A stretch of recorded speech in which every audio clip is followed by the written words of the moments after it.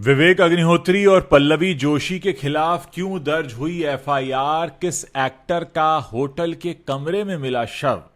Reality show में बिहार के real नेता मचाएंगे धमाल। यूट्यूब छोड़ फुल टाइम पॉलिटिशियन बना विवादित चेहरा भी नजर आएगा। खबरों में आगे आपको बताएंगे द केरला स्टोरी के नेशनल फिल्म अवार्ड जीतने पर क्यों हो रहा है बवाल, और राजनीति को महंगा शौक बताने वाली कंगना की कैसे खुल गई पोल। तो चलिए अब इन्हीं खबरों को आपके सामने हम विस्तार से रखते हैं। देखिए, द कश्मीर फाइल्स जैसी विवादित और हेट स्टोरी जैसी बोल्ड फिल्म बना चुके डायरेक्टर विवेक अग्निहोत्री कानूनी पछड़े में फंस गए। पश्चिम बंगाल में उनके और उनकी एक्ट्रेस प्रोड्यूसर पत्नी पल्लवी जोशी के खिलाफ एफआईआर दर्ज हो गई है। यह मामला ममता बनर्जी की पार्टी तृणमूल कांग्रेस की ओर से उठाया गया है और दोनों पर आरोप लगे हैं कि उनकी upcoming film the Bengal files जो है वो सांप्रदायिक नफरत फैलाती है। इस एफआईआर में फिल्म के टीजर का जिक्र है। कहा गया है कि इससे राज्य में शांति भंग हो सकती है।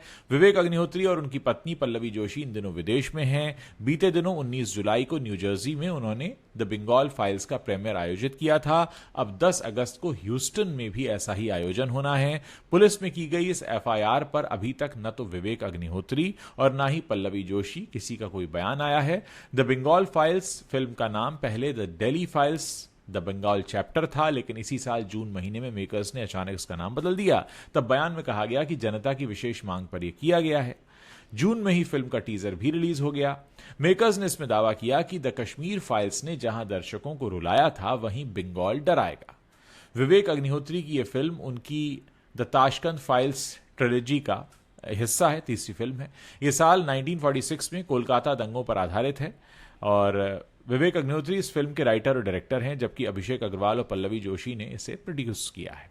फिल्म में मिथुन चक्रवर्ती हैं, अनुपम खेर, दर्शन कुमार, पल्लवी जोशी, पुनीत इस्सर, गोविंद नामदेव, बब्बू मान, पालोमी घोष, नमांशी चक्रवर्ती और प्रियांशु चैटर्जी प्रमुख भूमिकाओं में दिखने वाले हैं।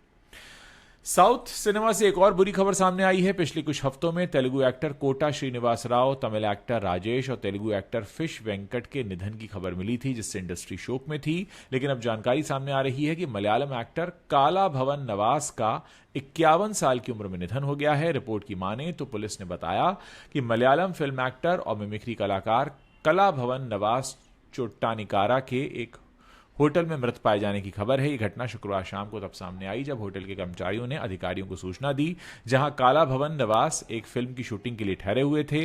पुलिस ने बताया कि उन्हें तुरंत पास के अस्पताल ले जाया गया, जहां डॉक्टरों ने उन्हें मृत घोषित कर दिया। पुलिस को संदेह है कि उन्हें दिल का दौरा पड़ा और इसी वजह से उनका निधन हुआ।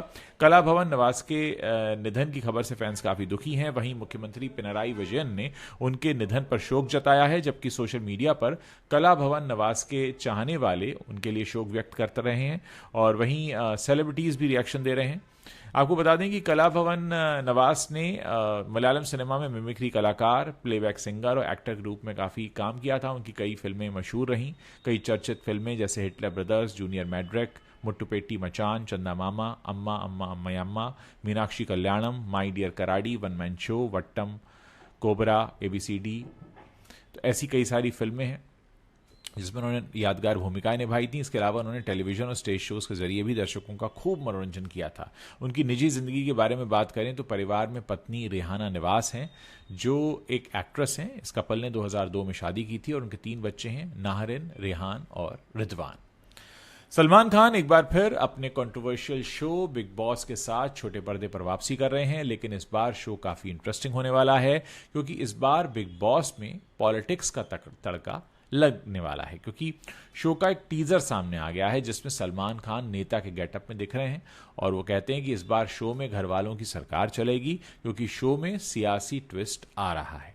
और इस बीच ये भी कहा जा रहा है कि यूट्यूबर से नेता बने मनीष कश्यप और तेज प्रताप यादव भी इस शो में हिस्सा लेंगे। राजनीति से सोशल मीडिया तक अपनी खास पहचान बना चुके यूट्यूबर और जनसुराज नेता मनीष कश्यप को लेकर चर्चाएं तेज हैं।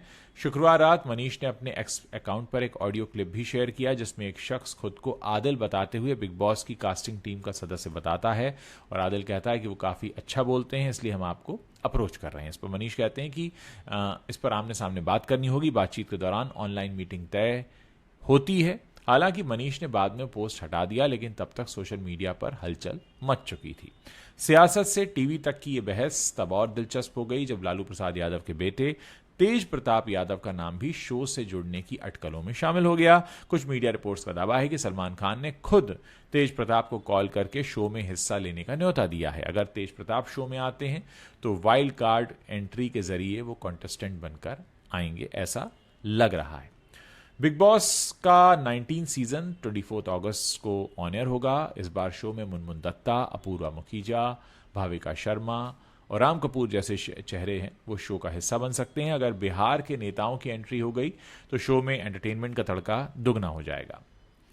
केरला के मुख्यमंत्री पिनराई विजयन ने शुक्रवार को 71वें राष्ट्रीय फिल्म पुरस्कार में द केरला स्टोरी को पुरस्कार दिए जाने के फैसले की निंदा की है और इसे भारतीय सिनेमा की महान परंपरा का अपमान बता दिया है।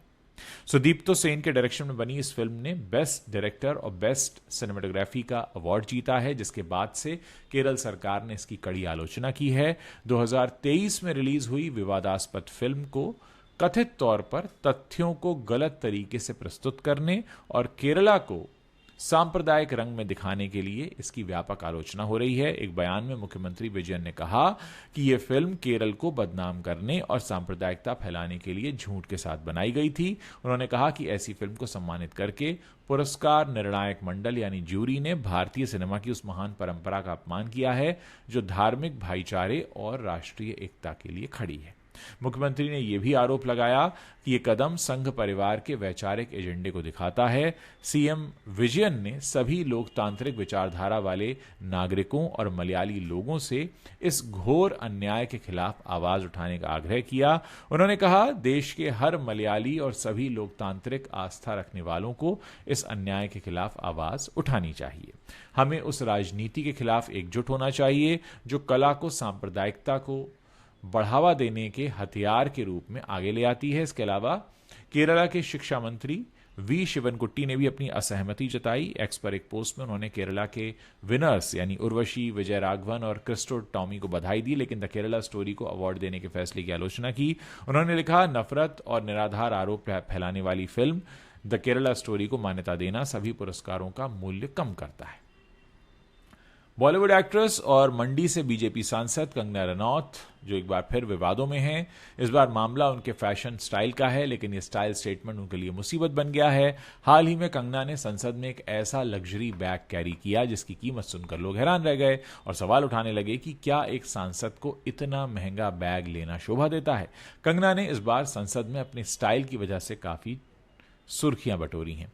उन्होंने एक इंटरनेशनल डिजाइनर ब्रांड का बैग कैरी किया जिसकी कीमत करीब 7 लाख रुपए 7 लाख रुपीस बताई जाती है। जी हां, आपने सही सुना, 7 लाख रुपए का एक बैग। सोशल मीडिया पर इस बैग की तस्वीरें वायरल हो रही हैं, लेकिन इस बार तारीफों से ज्यादा आलोचना हो रही है। लोग सवाल उठा रहे हैं कि जब देश में आम लोग आर्थिक तंगी से जूझ रहे हैं तब एक सांसद का इतना महंगा बैग कैरी करना क्या सही मैसेज देता है। कंगना जो कि मंडी से सांसद हैं और जनता की आवाज उठाने का दावा करती हैं, इस बार अपने इस लग्जरी लुक की वजह से जनता की नाराजगी का शिकार हो गई हैं। सोशल मीडिया पर लोग कंगना के इस बैग को लेकर तीखी प्रतिक्रियाएं दे रहे हैं। एक ट्विटर यूजर ने लिखा, कंगना रनौत को जनता की समस्याओं पर बोलना चाहिए, ना कि लाखों रुपए के बैग फ्लॉन्ट करके दिखावा करना चाहिए। ये सांसद का नहीं बल्कि स्टारडम का रवैया है। एक और यूजर ने उन पर तंज कसा और कहा कि 7 लाख रुपए का बैग, इतने में तो किसी गरीब की जिंदगी बदल सकती थी।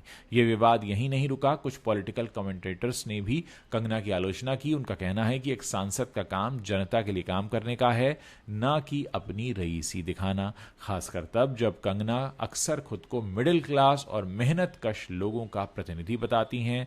इतना ही नहीं, कुछ दिन पहले खुद कंगना रनौत राजनीति को एक महंगा शौक भी बता चुकी हैं। शायद बॉलीवुड छोड़कर कंगना पॉलिटिक्स में अपना शौक पूरा करने आई हैं, क्योंकि राजनीति तो इनसे हो नहीं रही और लोगों को शौक काफी लग रहे हैं कंगना की बातें सुनकर, कभी कंगना की बैग को देखकर और कभी कंगना के बयान को सुनकर।